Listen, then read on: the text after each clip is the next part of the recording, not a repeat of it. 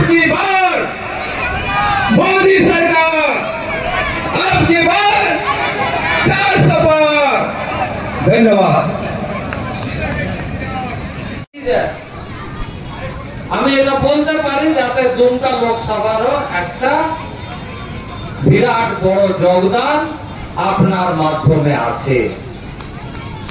আপনারা যদি 2019-এ এইখানে থেকে এমপি না দিতেন, সরকার যদি না হতো, তাইলে ওই রকম ডিসিশন হতে পারত না, যে ডিসিশন গুলো দেশের জন্য অনেক অনিবার্য ছিল এবং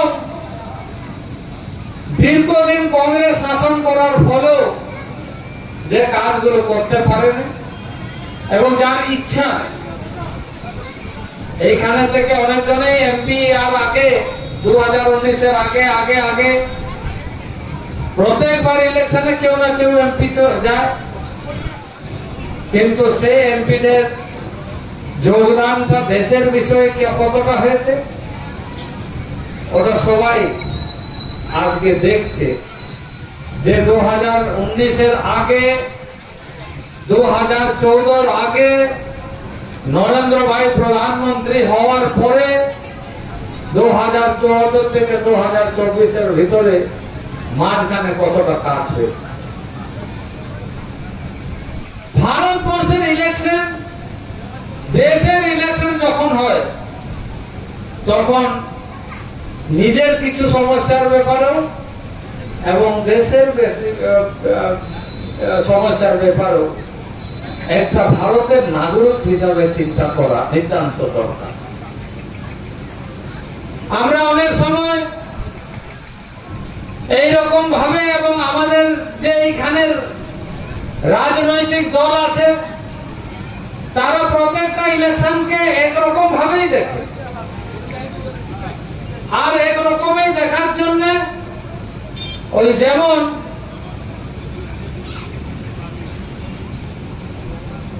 কুয়ায় থাকা লোক মানে জীব যেভাবে চিন্তা করে, আমাদের চিন্তাধারাটাকেও ওইভাবেই চিন্তা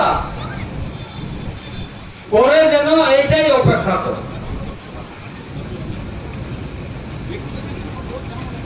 যখন কুয়া থেকে লোক বেরিয়ে আগে যায়, পুকুরে যায়, পুকুরের থেকে বেরিয়ে যখন যায় নদী থেকে সমুদ্রে, তখন বুঝতে পারে যে রে বাবা এত বড়। তো আজকে ধীরে ধীরে মানুষ বুঝছেও, বোঝানোর চেষ্টাও করা হচ্ছে যে এই যে দেশের ইলেকশনে আমরা কিভাবে চিন্তা করি এবং দেশটা যদি এগিয়ে যায় তাহলে একটা পরিবার ওই এগিয়ে যাওয়ার ফলে কতটা লাভ পেতে পারে। প্রত্যেকটা জনগণ এইভাবে যদি ভোটটা করে তাহলে দেশও ভালো হয়, দেশেরও ভালো হয় এবং জনগণেরও ভালো হয়। কিন্তু এইরকম যাতে চিন্তা না করে সেই রাজনীতিটা বেশিরভাগ এইখানে দল চেষ্টা করে, আর কংগ্রেস ওই লাভগুলো নিয়ে নিজের স্বার্থে फैसला करे, देशेर स्वार्थे फैसला करे।